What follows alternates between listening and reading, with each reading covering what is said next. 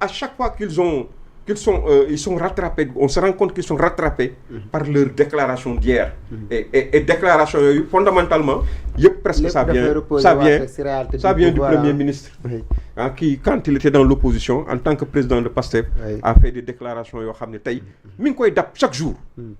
Donc nous, les gens ils disent, ouais, vous n'avez même pas besoin de vous opposer. Laissez-le avec ses déclarations, ses propres déclarations. Finalement, par exemple, vous faites une tournée économique. Nous sommes ci hivernage, veille hivernage, ou bien même sax hivernage, parce que nous sommes ndox daanu na. Hivernage, oui. Am na barab yu bari yu nga xam ne taw na ba inondation am. Li yan problème la ñuy am ci hivernage mooy problème mu jiwu yi, problème mu engrais yi ak problème mu ndoxu waane yi bu indee ndox ba nga xam ni mbënd mi dafay taxaw ci sonal askan wi. wax yu mel noonu kii yu mel noonu sujet yu mel noonu man jàpp naa ni moo doon sujet yoo xam ni de l'heure. Aujourd'hui il aurait pu nous parler par exemple dem ci benn région bu mel ni Sine Saloum ca wetu Mbirkilaan wala Kaffrine nga xam ni fa la arachide de bouche bi di saxe mu ñëw taxaw cette situation man na mu demee ndax nit ñi jot nañu seen engrais ndax nit ñi jot nañu seen jiwu et cetera n'est-ce pas wala mu ñëw wax ni Touba par exemple mbënd mi am na fa benn yàq yoo xam ne daf ko fay def gis nañu barki démb rek moo ci mujj tuuti ndox moo daanu Touba nga fes dell ak ndox partout mais n'est-ce pas loolu nag si jamonoy président Macky Sall bu leen ñu nawet bi aussi seen nawet suñu nawet la waaw d'accord mais nag xam nga daaw dañu ni woon nawet bi du seen nawet mais waaye yaakaar na non c'est-à-dire xam nga démb xamal ne jamono Macky Sall aussi mi ngi gouverner c'est prévoir xam nga li ñu leen doon doyee xam nga lu ñu leen doon doyee li nga xam ne jàpp nañ ni lu dëng la ñu jubbanti ko vraiment merci beaucoup lu matul ñu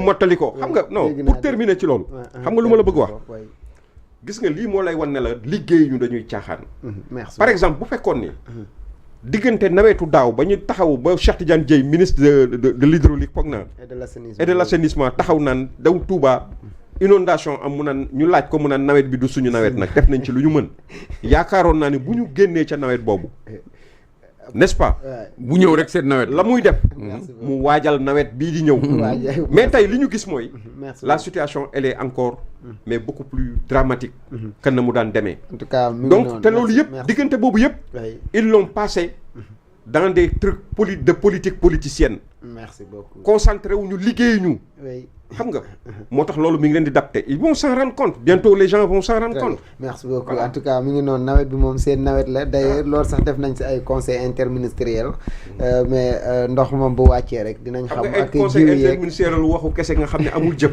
amul njëriñ déclaration d'intention oui commissaire par rapport ak tournée du chef de l'État dans le nord tey inauguration yi nga xam ne cité nañ ko ak aussi discours yi nga xam ne yëkkati na ko fa mais aussi tournée bi ci boppam ñu taxaw ci parce que ñu bari dañ jàpp ne tournée politique la comme niñ ko doon waxee du temps de Macky Sall ne nekkul tournée économique tournée politique la tey votre décryptage par rapport ak ni mel lan la. d'abord dama leen di yee ci benn affaire. oui allez-y. gis nga réew mi bu tàncoo fii ci ñàkk taxaw ci dëgg. journaliste yi dañ ci am rôle bu bari. na ngeen natt ne lépp lu ngeen fi wax comme temps wu Macky Sall ba mu xaw mel ni nekk refrain. ci lañ doon tëj nit ñi lii fii la nekkoon nii. pourtant du ñun de politiciens non j'arrive. yéen journalistes yi yéen a war a noddanti yéen a war a jubbanti en temps réel. vous ne l'avez pas fait pendant 10 ans.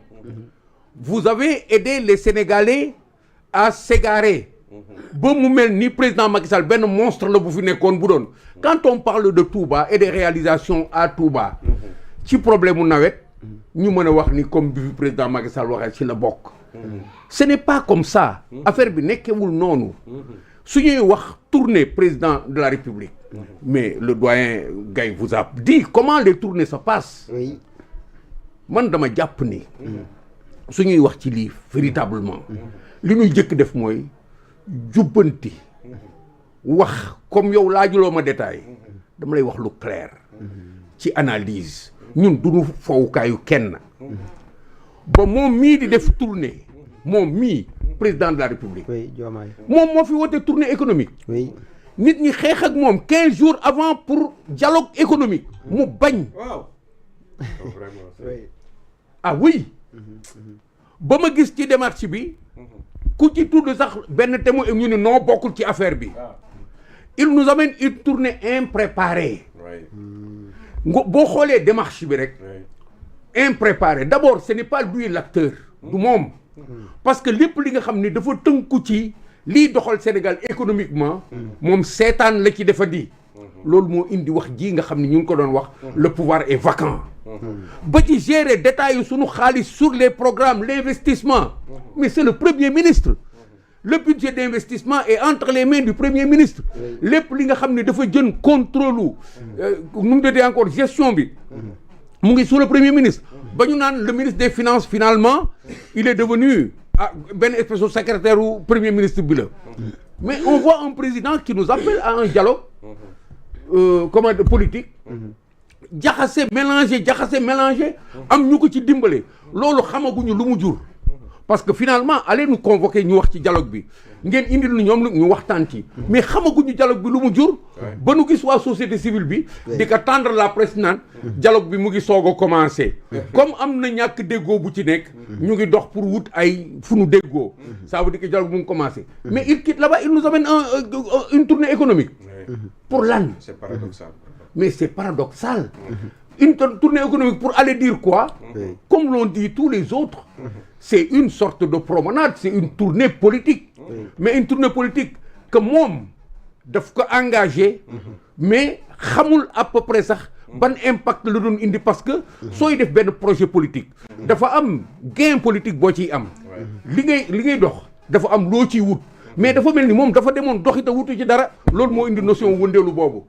Pourquoi? Parce que projet économique bi nga xam ne moom la war a topp ak axe yi nga xam ne ñoom ñooy axe projet économique bi dans tous les domaines fi mu demoon muy nga xam ne ci biir réew mi la su fekkee ni sur le plan industriel la am na li nga xam ne war na ko téye fan la ñu jóge fan la ñu toll ñoom bi ñu ñëwee sur ce plan lan la ñu indi lan la yóbbul askan wi bi muy dem ban projet la yóbbul askan wi moom dafa demoon ak ay bëtam di xooli ji c'est ça le problème Nemmeeku sur le plan agricole mais il y a tellement de choses à faire nous avons la saison de l'année dernière ba léegi maa ngi jooy ñun ñaata tonnes arachide la ñu def lu ñuy sëlëmale la Sonacos a collecté 150 000 tonnes d'arachide il ne s'agit pas de collecte il s'agit de lan la ñu béy génne ko ils nous avaient promis de faire meilleure performance ils ont fini par se coincer entre 500 000 te alors qu'on était à 1 600 000 tonnes. Oui.